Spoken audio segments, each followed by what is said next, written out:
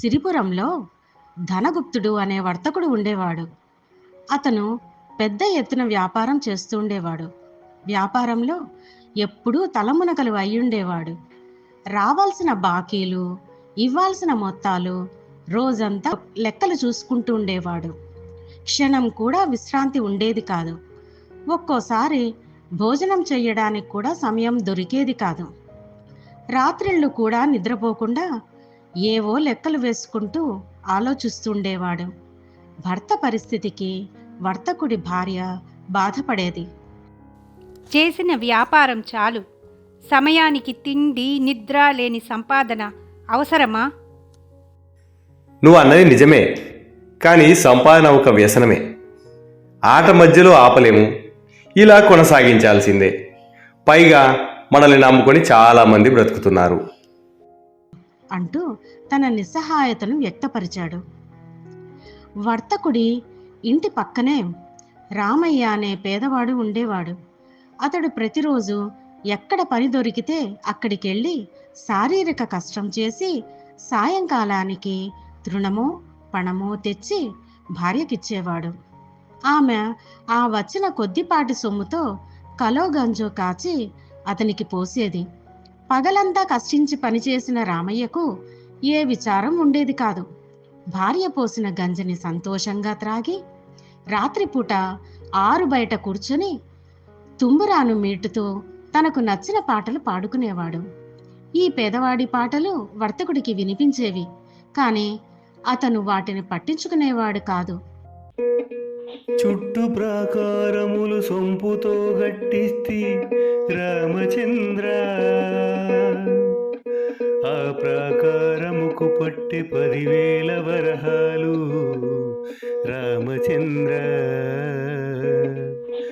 లక్ష్మణుకు జయములు సొంపుతో గట్టి. చూడండి, ఆ పేదవానికి తినటానికి తిండి లేకపోయినా ఎంత సంతోషంగా పాటలు పాడుతూ ఏ దిగులు విచారం లేకుండా ఎంత హాయిగా జీవిస్తున్నాడో.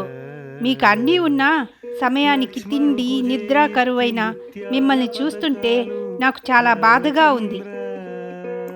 ఆ పేదవాడికి ఖాళీ సమయం ఎక్కువ, అందుకే ఏవో పాటలు పాడుకుంటూ ఉంటాడు. ఆ పేదవాడిని రాత్రిపూట పాటలు పాడకుండా చేయమంటావా? అతను పాటలు పాడకుండా ఉండటానికి ఏం చేస్తారు?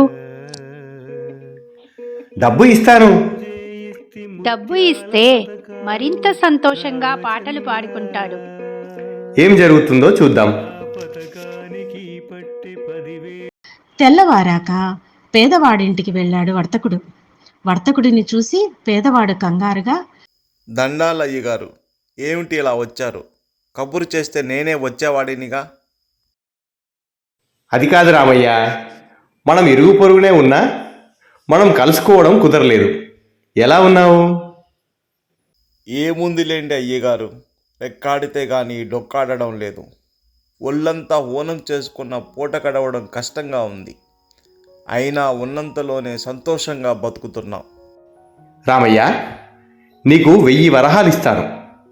ఈ డబ్బుతో ఏదన్నా మంచి వ్యాపారం చేసి బాగా డబ్బులు సంపాదించి భార్య బిడ్డలతో సంతోషంగా బ్రతుకు అంటూ పేదవాడు వద్దంటున్నా బలవంతంగా వర్తకుడు వరహాల మూటను అతని చేతిలో పెట్టి వెళ్ళిపోయాడు.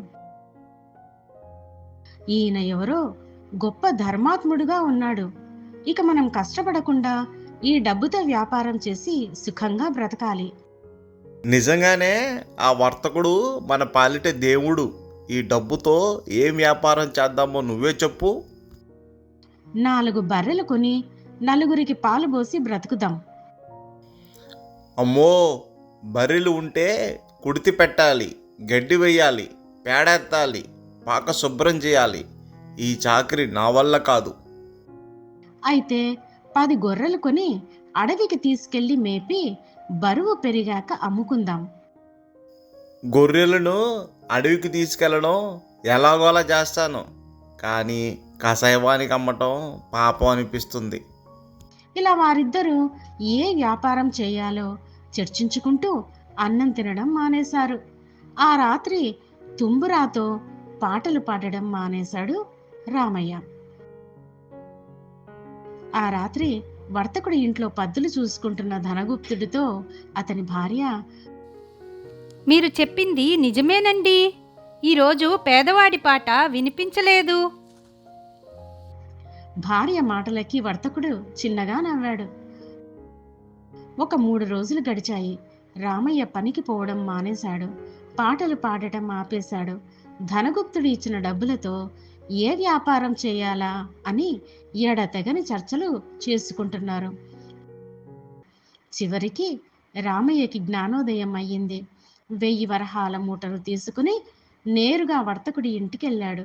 పేదవాడిని చూడగానే వర్తకుడు, రా రామయ్య, నేను ఇచ్చిన డబ్బులతో ఏం వ్యాపారం చేయాలో నిర్ణయించుకున్నావా? నిర్ణయించుకున్నానయ్యా. మీ డబ్బు మీకు తిరిగి ఇచ్చి వెళ్దామని వచ్చాను. అంటూ డబ్బు మూట వర్తకుడి చేతిలో పెట్టి వర్తకుడు పిలుస్తున్నా వినిపించుకోకుండా వెళ్ళిపోయాడు రామయ్య. పక్క రోజు రామయ్య పనికి వెళ్ళి వచ్చాడు. రామయ్య భార్య గంజి కాసింది. అది త్రాగి రామయ్య ఇంటి బయట అరుగు మీద కూర్చుని తుంబురా మీటుతూ పాట పాడసాగాడు.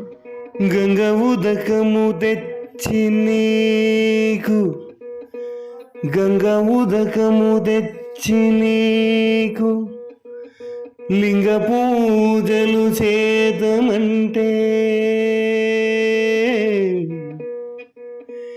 గంగనున్న చేప కప్ప ఎంగిలంటున్నది లింగ, ఏమీ సేతూర, ఏమీ సేతూర లింగ, ఏమీ సేతూర.